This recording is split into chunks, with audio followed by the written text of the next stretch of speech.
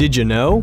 Neversoft, the company behind Tony Hawk's Pro Skater, originally developed games for a toy company. After departing a small video game development company owned by Malibu Comics called Malibu Interactive, Joel Jewitt, Mick West, and Chris Ward founded Neversoft Entertainment. They first found work with Playmates Toys, developing a Sega Saturn game based on the television show Skeleton Warriors. As development continued, Neversoft grew, and by 1996, the staff consisted of over 20 people. Unfortunately, the days ahead were less than favorable. Neversoft worked for Crystal Dynamics on a game based on Ghost Rider, but it was cancelled due to financial problems. They then began to design their own game, an action-packed shooter called Big Guns. The project was bought by Sony Computer Entertainment, who then began to make changes.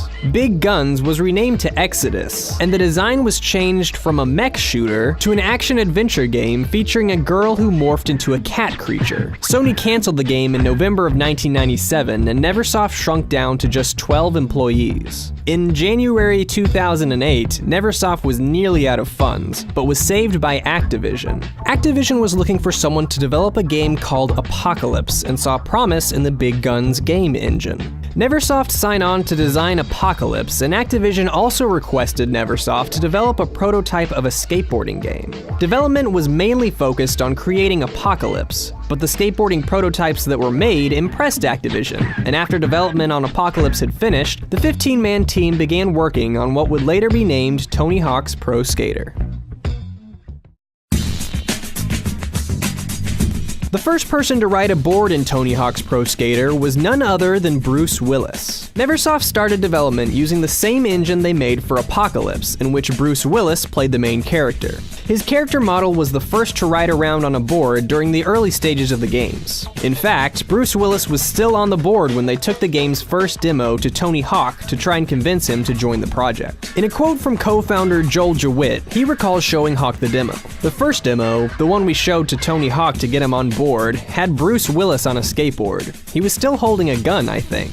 As the project moved forward, Bruce Willis's model was taken off the board, but lived on for a short while in the downtown level as a statue, which was completely removed by the time of release. Tony Hawk wasn't just a face and a name, though, and after signing his likeness over to Neversoft, he took on an active role in the game's development. Each time Neversoft finished a new build of the game, a copy was sent to Tony Hawk for review. If he saw anything that didn't appear to accurately reflect the skateboarding scene, he would report back to Neversoft. He also participated in motion capture for the game, a process that was mostly abandoned by the time that the second game was released, however would eventually be reincorporated in later Tony Hawk's installments. Customers first got their hands on Tony Hawk's Pro Skater in the form of a demo that appeared on multiple demo discs, including the PlayStation Underground's Jam-Pack Summer '99 disc, and a disc given out at Pizza Hut restaurants. The demo allowed players to control Tony Hawk and Bob Burnquist, and featured either the Chicago or warehouse level. The demo was available over 4 months before the full game actually came out, and provided Neversoft with valuable feedback on what changes needed to be made to the finished product. The demo discs also helped create excitement for the game, which contributed to its success upon release. Tony Hawk's Pro Skater first appeared on the PlayStation on August 31st, 1999.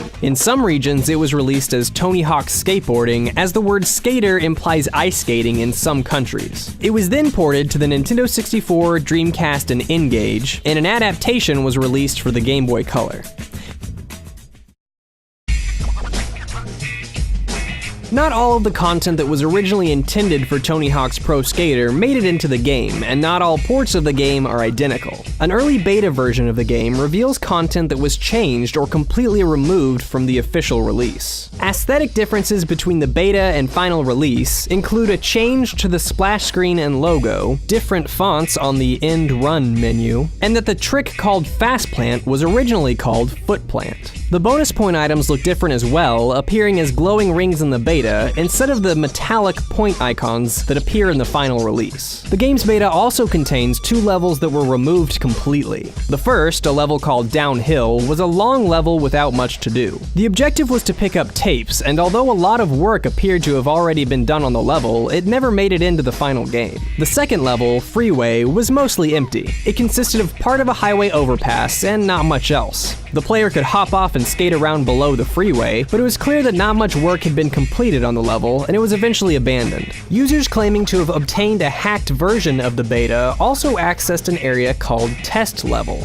This mysterious and eerie level was mostly devoid of color and had strange physics, allowing the player to ride completely upside down. There is little information available on this level aside from the claim that it was hacked from a direct rip of the beta. Another hacker claimed to be able to skate around the beta levels as a taxi, and even provided a handful of screenshots. Some levels that did make it into the final build of Tony Hawk's Pro Skater had to be scaled back. Both the San Francisco and downtown levels had hidden areas that had to be removed because of size constraints. The ports of Tony Hawk's Pro Skater weren't all identical. Due to the smaller amount of memory available on its cartridges, the Nintendo 64 version had fewer music tracks than the PlayStation version, and some of the songs were reworked and looped to save space. There were also a few changes put in place to accommodate the Nintendo 64's younger user base. Blood was removed, and the names of some of the gaps and transfers were made more appropriate, such as the Handy Gap being changed to the Spanky Gap, the Long Ass Grind being renamed to the Big Daddy Grind, and the Holy Shit becoming Holy Cow. A mysterious cheat code was also put into the Nintendo 64 port of the game. Once it was entered, it would present the player with a black and white photo of a girl. Many have speculated this to be Tony Hawk's then wife Erin Lee, although it doesn't appear to have ever been confirmed, and the code was simply referred to as Girl's Picture. The Dreamcast version of Pro Skater came out on June 29th of the year 2000, nearly a year after it appeared on the PlayStation and mere months before the sequel was released. Despite this, the port received widespread acclaim and was seen by many critics as the best version of the game. The port featured better graphics, more animations, and the Dreamcast VMU displayed score and ratings as the player accumulated points.